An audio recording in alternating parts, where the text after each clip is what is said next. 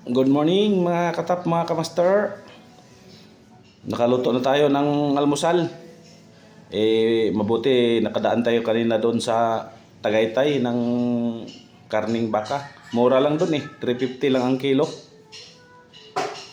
Kaya bumili tayo, ginawa natin stick. Niluto natin sa butter, nilagyan natin ng bawang, magic sarap, paminta, asin. Tapos niluto sa butter na parang inihaw. Hindi naman to wagyu.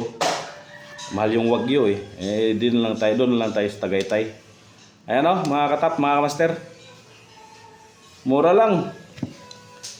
350 lang kilo doon. Kaya tamang-tama talaga. Pagdating natin dito, wala pa tayong tulog. At least may lakas naman tayo kasi bakang-baka talaga to. Yan lang muna almusalin natin ngayon mga katap, mga kamaster. Tirahin muna natin tong baka. Yan malaki. Maganda yung pagkakat niya.